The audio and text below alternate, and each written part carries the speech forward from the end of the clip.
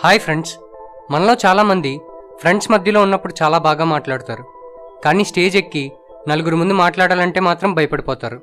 మీరు విద్యార్థి అయితే సెమినార్లలో, ఉద్యోగి అయితే మీటింగ్లలో, ఏదో ఒక సమయంలో నలుగురు ముందుకు వెళ్ళి మాట్లాడవలసిన పరిస్థితి వస్తుంది. కానీ అటువంటి సమయంలో మనలో చాలామందికి స్టేజ్ ఎక్కేసరికి కాళ్ళు చేతులు వణికిపోతాయి, చెమటలు పట్టేస్తాయి, ఒళ్ళంతా చల్లబడిపోతుంది. దీనికి కారణం స్టేజ్ ఫియర్. అసలు స్టేజ్ ఫియర్ అంటే ముందు మన గురించి నలుగురు ఏమనుకుంటారో అని మనకు మనమే ఊహించుకొని భయపడడమే. చాలామందికి మంచి నాలెడ్జ్ ఉంటుంది, కానీ స్టేజ్ ఫియర్ వలన దాన్ని వ్యక్తపరచలేరు. దీనివల్ల ఎన్నో గొప్ప అవకాశాలను వాళ్ళు కోల్పోతూ ఉంటారు. మీరు ఉన్న రంగంలో మీరు లీడర్గా మారాలనుకుంటే మీకు ఉండవలసిన వాటిలో పబ్లిక్ స్పీకింగ్ కూడా ఒకటి గుర్తుపెట్టుకోండి, great public speakers are made, not born. పుట్టుకతోనే ఎవరు గొప్ప ఉపన్యాసకులుగా పుట్టరు, వాళ్ళని వాళ్ళు గొప్ప వక్తలుగా మలుచుకుంటారు. మొదట్లో ప్రతి ఒక్కరికి ఆ భయం ఉంటుంది. ఆ భయాన్ని అధిగమించాలి.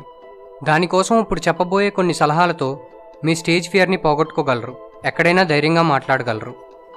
ముందు మీరు ఏ టాపిక్ గురించి అయితే మాట్లాడబోతున్నారో ఆ టాపిక్ గురించి మీకు పూర్తిగా తెలిసి ఉండాలి. చెప్పే విషయం మీద మీకు మంచి పట్టున్నప్పుడు మీరు భయపడవలసిన పనే ఉంటుంది. ఒకవేళ మిమ్మల్ని మధ్యలో ఎవరైనా ఏదైనా ప్రశ్న అడిగితే దానికి సమాధానం చెప్పగలిగేలా ఉండాలి. కాబట్టి మీరు చెప్పబోయే దాని గురించి పూర్తిగా అవగాహన తెచ్చుకోండి. మీకు టాపిక్ మీద ఎంత పట్టున్నా సరే మీకు ఖచ్చితంగా ప్రాక్టీస్ అవసరం. కాబట్టి ఇంట్లో అద్దం ముందు నిలబడి మీరు ఇవ్వబోయే స్పీచ్ని ప్రాక్టీస్ చేయండి, లేదా మీ మొబైల్తో రికార్డ్ చేసి తర్వాత చూసుకోండి. దీనివల్ల మనం చేసే తప్పులేంటో మనకు తెలుస్తాయి, కాబట్టి ఆ తప్పులను సరిదిద్దుకోవచ్చు. అలాగే కళ్ళు మూసుకొని మీరు నిజంగానే అద్భుతంగా మాట్లాడుతున్నట్లు, ముందున్న వాళ్ళు మీకు చప్పట్లు కొడుతున్నట్లు ఊహించుకోండి. ఇలా చేయడం వలన మీలో ధైర్యం పెరుగుతుంది. మీరు స్టేజ్ మీద మాట్లాడుతున్నంతసేపు మీ ఫోకస్ అంతా మీరు చెప్తున్న టాపిక్ మీదే ఉండాలి. మీ దృష్టి కొంచెం మళ్ళిందా మొత్తం దెబ్బతింటుంది, ఎక్కడ ఆపారో గుర్తుండదు. కాబట్టి మీ స్పీచ్ మధ్యలో ఎటువంటి భంగం కలగకుండా చూసుకోండి. మీ మొబైల్ని స్విచ్ ఆఫ్లో పెట్టండి, వైబ్రేషన్లో కూడా ఉంచవద్దు. వేగంగా మాట్లాడినంత మాత్రాన గొప్ప వక్త అనిపించుకోలేరు. వేగంగా మాట్లాడినప్పుడు మనం చెప్తుంది ఎదుటివారికి అర్థం కాకపోవచ్చు.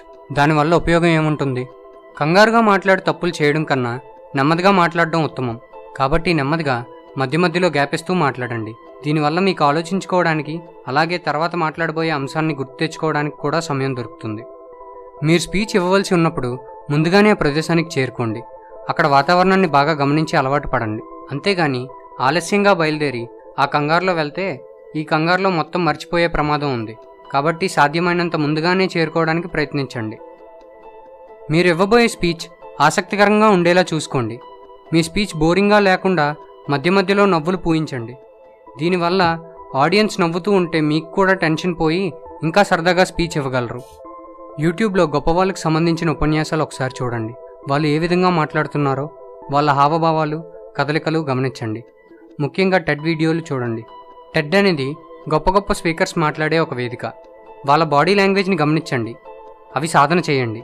మనం మాట్లాడుతున్నప్పుడు మన మాట ఎంత ముఖ్యమో మన బాడీ లాంగ్వేజ్ కూడా అంతే ముఖ్యం. వంగిపోయి నీరసంగా కాకుండా ధైర్యంగా నిలబడండి. గోక్కోవడం, చేతులు కట్టుకొని ఉండడం, బిగుసుకుపోవడం చేయకండి. రిలాక్స్గా ఉంటూ చేతులు ఊపుతూ ముఖం మీద చిన్న చిరునవ్వుతో మాట్లాడండి. దీనివల్ల ముందు ఉన్న ఆడియన్స్కి మీ మీద మంచి అభిప్రాయం ఏర్పడుతుంది.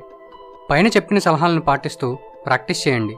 అవకాశం దొరికినప్పుడల్లా నలుగురు ముందు మాట్లాడడానికి ప్రయత్నించండి. మీలో ఉన్న భయాన్ని పోగొట్టుకొని గొప్ప వక్తగా మారండి. ఈ వీడియో కనుక మీకు నచ్చినట్లయితే లైక్ చేయండి, మీ ఫ్రెండ్స్ అందరితో షేర్ చేయండి. ఇలాంటి మరిన్ని వీడియోస్ కోసం మా మినిట్ స్టఫ్ ఛానల్ని సబ్స్క్రైబ్ చేయండి. Thank you for watching.